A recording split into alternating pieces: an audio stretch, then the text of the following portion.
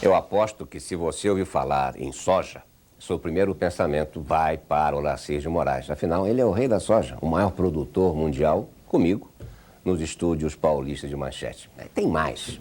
Se for preciso construir estrada para transportar a soja, o negócio é com ele também. Ou melhor, com a Constran, uma de suas empresas.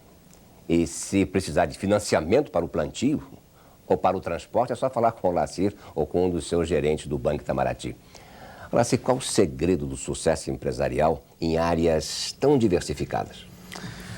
Exatamente, está nisso. No Brasil, nós precisamos diversificar um pouco, porque é um país muito estável, né, que ainda está em processo de desenvolvimento e existem muitas crises setoriais que às vezes atingem um setor e outro. Então, é bom você não estar muito diversificado, mas um pouco de diversificação é muito importante. Mas onde é que lhe dá mais alegria nessas três áreas? Evidentemente que é o campo, são as fazendas, é a produção de soja, a pecuária, a produção de algodão, de açúcar. Isso é muito, dá bastante alegria mesmo. Como é que você consegue ver os resultados de suas 40 empresas durante o dia? Olha, Salomão, isso eu comecei com 12 anos, estou com 62, então fazem 50 anos. Durante 50 anos eu fui adquirindo experiência de lidar com esse tipo de empreendimentos, de negócios, né? E eu tenho por hábito delegar muito às pessoas que têm condições de receber essa delegação.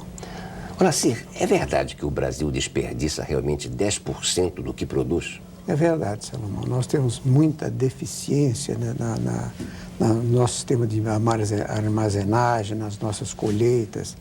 Há muita perda pelas máquinas, ou seja, falta bastante tecnologia ainda sobre esse aspecto, na agricultura brasileira. Mas você também perde nas suas plantações de soja? Não, nós perdemos o que é natural, 2%. Isso nos Estados Unidos, em qualquer país, é uma perda normal, né?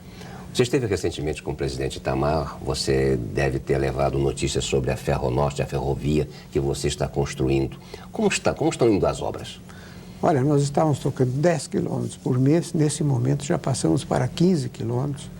Nós ficamos com muita conversa durante 5 anos, não por culpa nossa, ou seja, a coisa estava quase caindo num descrédito, mas desde agosto do ano passado estamos num ritmo muito grande de obras, com recursos do Grupo Itamaraty e alguma coisa financiada pelo BNDES. São 6 mil quilômetros de ferrovia. 6 mil. No primeiro momento, nós pretendemos sair de São Paulo e do Triângulo Mineiro chegar a Cuiabá, né, que realmente é o problema mais difícil hoje, porque se gasta mais de $60 para se transportar uma tonelada de soja dessa região até o Porto de Santos. Com a ferrovia, isso vai baixar para $30. E com o problema do porto que melhorou, se nós baixarmos os impostos, Mato Grosso hoje é o segundo produtor do Brasil em soja. O Brasil pode dar um salto violento, os produtores vão receber $2 ou $3 a mais por saco, na hora que a ferrovia estiver pronta e esses problemas equacionados. Você vai investir quanto até a ferrovia ficar pronta? Olha, essa primeira etapa, até com a EABA, com a ramificação para o Triângulo Mineiro, com todo o equipamento, é coisa de $2,5 bilhões de dólares. É evidente que nem eu e nenhum brasileiro tem esses recursos. Nós vamos usar o sistema financeiro, venda antecipada de frete, talvez tenhamos outros acionistas que também irão participar conosco. São $2,5 bilhões. 2 bilhões. 2,5 bilhões. Você acha, Olacir, que o governo deveria privatizar rodovias e ferrovias? Mas não é só o governo brasileiro, é o mundo. O mundo que tem um pouco de bom senso e de lógica sabe que não é possível uma economia como era a brasileira com 60% de Estado, energia elétrica, aço, transporte, produtos químicos, petróleo. E deu no que deu. Os Estados Unidos que não fizeram isso estão 20 vezes na nossa frente. Precisou cair o muro de Berlim, havia o problema na União Soviética, na China, para que realmente nós enxergássemos isso em sua plenitude. E assim mesmo ainda temos setores do Brasil que procuram criar dificuldades a esse tipo de inovação que nós temos que fazer aqui. Você me consideraria seu amigo se eu perguntasse se você é um candidato à compra da rede ferroviária federal? Eu te consideraria um grande bandido, um inimigo daqueles que a gente tinha que tratar. O que pode na acontecer? base do porrete mesmo. O que pode acontecer com a rede ferroviária? Olha, ela é filha do sistema que nós temos no Brasil, né? Cartorial, não as pessoas que estão lá agora, porque são de dezenas de anos, mas são um empreguismo, O nosso sistema ferroviário hoje, se você comparar com o que há de moderno no mundo, é uma coisa que não dá nem para descrever. É um sistema arcaico atrás. Se abandonaram as ferrovias, os usuários praticamente não as utilizam, exatamente pelo péssimo serviço que eles prestaram durante esses últimos anos, com prejuízos enormes, né? Horácio, nós falamos antes da Constran. O governo está pagando em dia os seus compromissos? Há muito tempo que não paga, né? O Brasil entrou numa crise. Nos últimos 12 anos, nós tivemos praticamente um crescimento zero.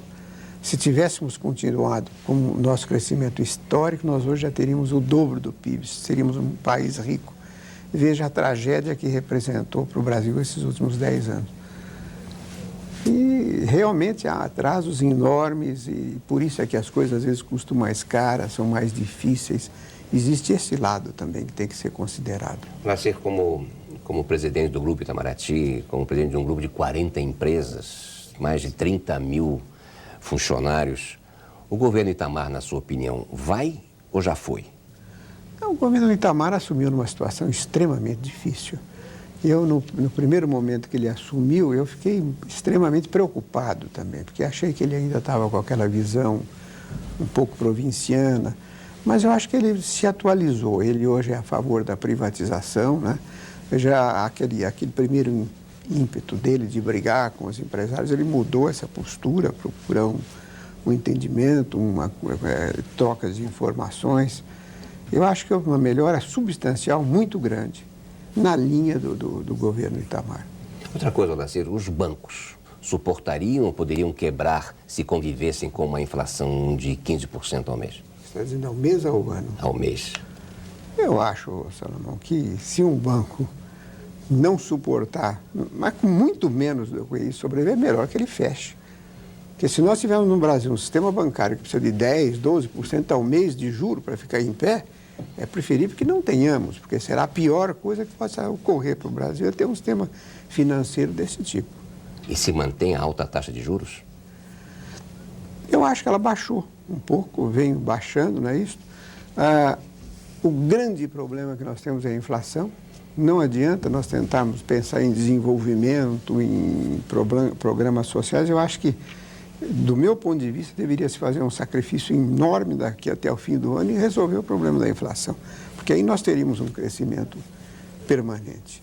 Num artigo recente, um artigo infeliz da Folha de São Paulo, você foi comparado pela grandeza de suas finanças com Robert Redford no filme Proposta Indecente. Como é que você vê essa campanha contra suas noites divertidas, que ninguém, aliás, deve lhe negar o direito de usufruí-las? Como é que você vê isso? Bom, em primeiro lugar, eu sou muito mais bonito, muito mais simpático do que o Roberto Redford. Indiscutível. Não é isso? Segundo, Salomão, o que houve foi o seguinte: eu me separei da minha esposa depois de um casamento muito longo e, como acontece a todas as pessoas que têm infelicidade que ocorre esse tipo de problema, você fica num momento de bastante tristeza, né? E, evidentemente, eu não ia ficar curtindo uma amargura tremenda. Todos nós temos que reagir a esse estado de espírito. E realmente comecei a sair, retomei amizades antigas, velhos companheiros, conhecidos.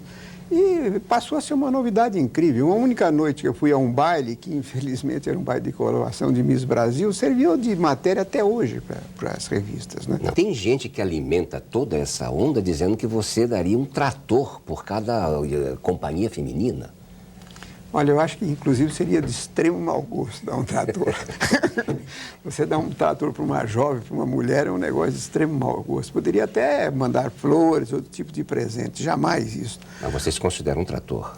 Sim, na parte de trabalho, sim. Mas para lidar com o sexo frágil, como se diz, não se pode lidar em termos de tratores, não é isso? Mas tem gente que não deixa que você se divirta normalmente.